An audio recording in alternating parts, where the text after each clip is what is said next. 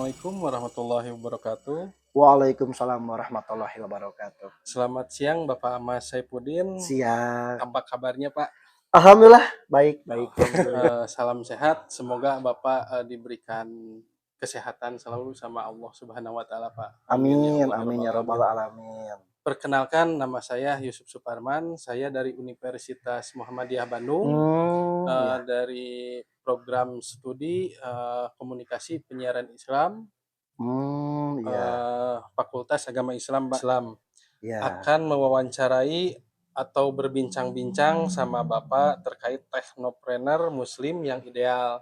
Iya, Saya akan mengajukan beberapa pertanyaan kepada Bapak boleh. dan mohon untuk memberikan informasi karena Bapak adalah narasumber yang tepat sebagai salah satu teknopreneur untuk memberikan wawasan terhadap pemuda-pemudi yang ada di kota ini, Pak. Baik, mangga. Kita mulai saja ya, Pak ya. Mangga, boleh, mangga. Ini tuh Bapak tuh di bidang usaha apa ya ini tuh, Pak? Di bidang usaha penjualan bahan bangunan. Oh, Ya. properti gitu ya, Pak? Ya, properti kalau bahasa pendidikannya ya. Itu awal menjalankan usahanya itu dari tahun berapa gitu, Pak? Kebetulan saya itu bukan dari nol, tapi turun-temurun dari orang tua. Nah, jadi ada turunan dari orang tua memang usaha material, kalau bahasa bahasa kampung ya, material. Kalau bahasa sekarang itu bisa dibilang toko bahan bangunan ataupun toko besi. Ya, kebetulan dari orang tua turun ke saya. Alhamdulillah tinggal nerusin. Ya memang terlihat gampang, terlihat mudah kalau nerusin teh. Tapi di balik nerusin teh kita teh harus ada perjuangan tertentu untuk mempertahankan. Jangan sampai ketika kita nerusin kita mundur. Berarti ada tantangan tersendiri nih buat saya sendiri sama istri dan keluarga untuk mengelola usaha sehingga jangan sampai merosot tapi harus lebih maju. Seperti itu. Ya, Alhamdulillah. Dari dulu karyawan sampai sekarang menambah apa berkurang karyawan Bapak tuh? Alhamdulillah menambah. Berarti ada perkembangan. Pertama dari zaman orang tua punya karyawan cuma 2. 2, 1, 2, 1. Kan banyak pergantian. Dan ya mungkin keluar masuk yang baru, keluar lagi yang lama, masuk yang baru lagi. Ya seperti itulah perjalanan dari bukan dari nol ya, dibilang sih nurut dari orang tua, tapi memang lumayan sulit untuk mempertahankan. Ya alhamdulillah, jadi makin kesini makin maju ya Pak ya. Alhamdulillah. Jadi kalau misalkan usaha ini yang sekarang Bapak sedang berjalan tuh berarti ada apa namanya tuh sama keluarga tuh, jadi ada dukungan dari keluarga juga ya Pak ya? Ya, alhamdulillah.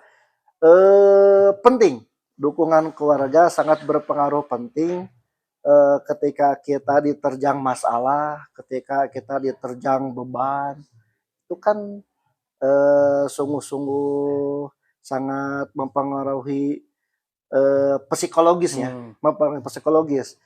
Nah di sana peran keluarga untuk mendukung saya terus maju, terus bertahan. Nah ini yang suka dukanya ketika usaha, memang gak semulus yang dilihat, tapi dalam perjalanan pasti ada nanjak, ada mudun, ada masalah, ada lancar. Nah, seperti itulah. Sangat penting karena keluarga ini sangat berpengaruh sekali terhadap psikologis pengusaha. Dukungan dari istri tercinta dan dukungan dari orang tua juga sangat sekali berpengaruh. Alhamdulillah. Nah, sekarang ke pendidikan Pak. Ya. Menurut pandangan Bapak, apakah pengaruh pendidikan dengan kemajuan usaha gitu Pak? Menurut saya berperan penting. Karena saya sendiri sebetulnya bukan dari yang punya pendidikan tinggi. tapi pendidikannya hanya pendidikan pesantren. Kebetulan orang tua memang didikannya agama Islam, akhirnya dari SD langsung masuk pesantren sanawiyah sampai aliyah. Di sana tidak ada basic sama sekali untuk bisnis. Tapi alhamdulillah ketika beres aliyah diajaklah oleh orang tua, sudah jangan kuliah menerusin pendidikan ke kuliah. Kuliahnya di sini. Kalau disebutnya kuliah. Jadi langsung terjun ke lapangan gitu. Ya, langsung terjun ke lapangan, langsung praktek. Ya praktek juga. Nggak langsung bisa, pelan-pelan. Gimana cara menjual barang, gimana cara melayani pembeli, bagaimana cara mempersiapkan barang kiriman. Itu perjuangan nggak sedikit dan nggak mudah. Butuh waktu minimal 5 tahun. 5 tahun tergantung kitanya. Tergantung kitanya apakah kitanya mau, apakah kitanya gengsi, apakah kitanya males. Nah itu berpengaruh. Tapi kalau misalkan kitanya semangat, mau disuruh oleh orang tua, enggak gengsi ya, enggak gengsi, kita melayani pelanggan, kita naikin barang sendiri, itu kan belajar. Jadi belajar bukan hanya sekedar melayani, tapi belajar cara mempersiapkan pengiriman barang. Itu yang paling capek. Karena fisik betul-betul dikuras. Naikin pasir, satu mobil butuh sekitar ratusan sekop. Butuh tenaga besar gitu ya, kayu, bata, besi. Nah di sana kan kita belajar otodidak, justru belajar otodidak, melihat dari yang sudah dari pegawai yang senior seperti apa naikin bata, seperti apa naikin pasir, seperti apa naikin besi, seperti apa naikin kayu, termasuk dari orang tua juga belajar. Orang tua juga mengajarkan seperti inilah gitu cara-cara naikin barang, seperti inilah cara-cara mempersiapkan barang, seperti inilah cara-cara ngirimkan barang. Semuanya memang serba otodidak dan memang tidak diajarkan langsung seperti di sekolah. Kita belajarin materi ini tidak, tapi ya istilahnya kita melihat langsung praktik seperti ini. Langsung kita aplikasikan gitu. Jadi langsung ke praktek biar jadi pengalaman ya Pak ya? Ya, jadi pendidikannya memang kebetulan otodidak di lapangan. Tergantung kita cara mengelolanya seperti apa. Betul gitu. Pak. Terus kalau jaringan kemitraannya itu seperti apa Pak?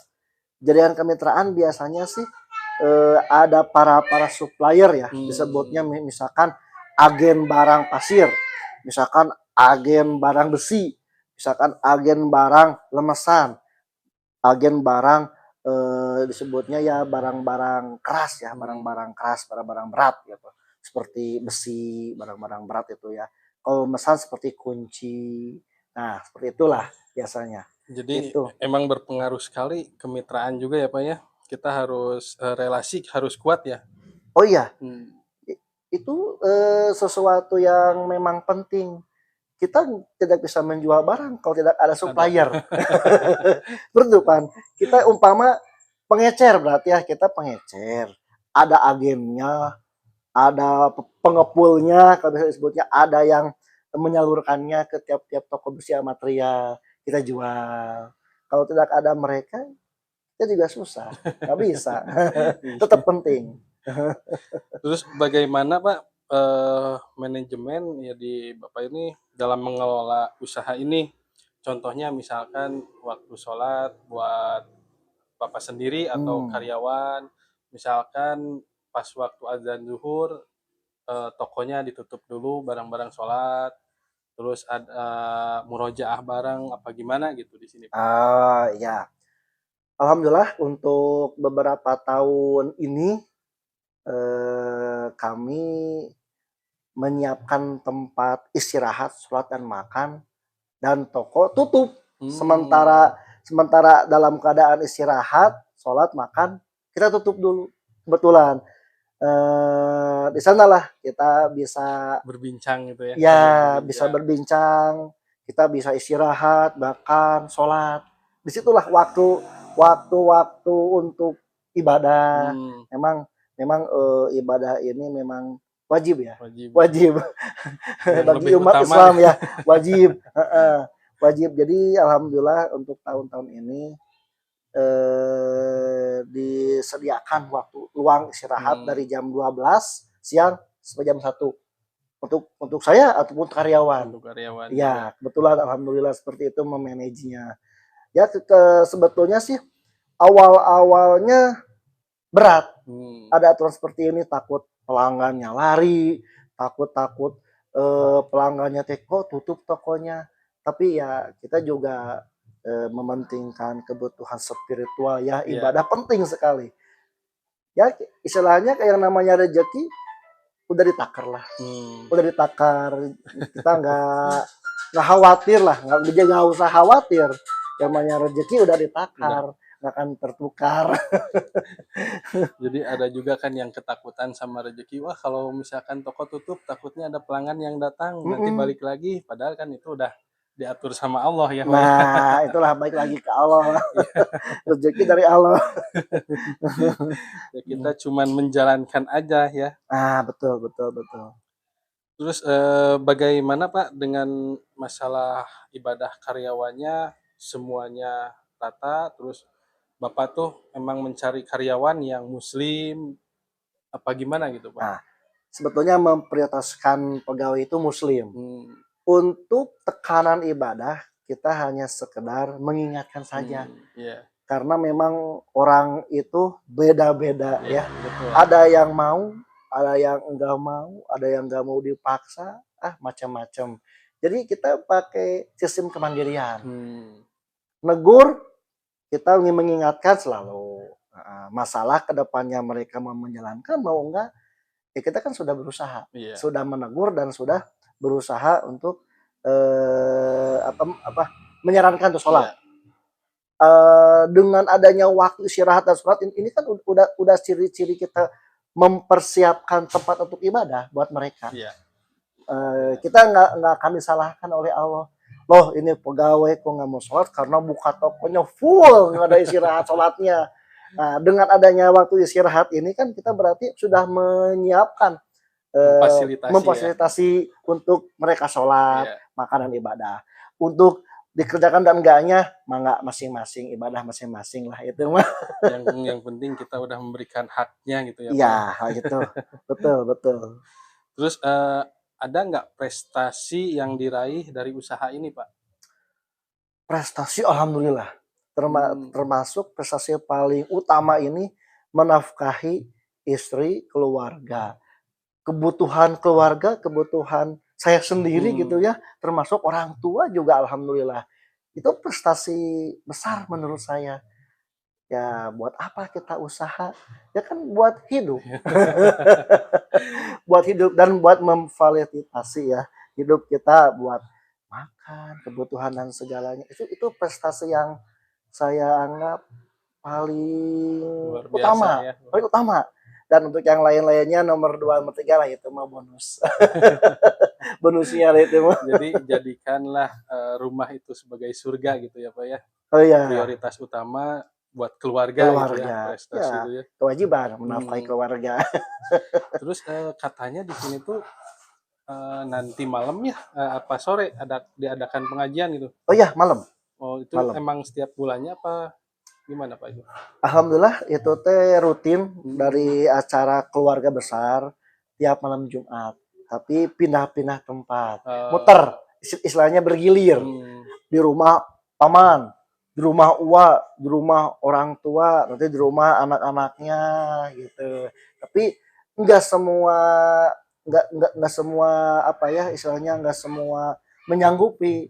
Ini hanya beberapa orang yang memang sanggup Hmm. untuk menerima tamu dan tempatnya memungkinkan. Kan Hmm. ada juga saudara yang memang usahanya ya sedikit di bawah, mereka tempatnya kurang memadai.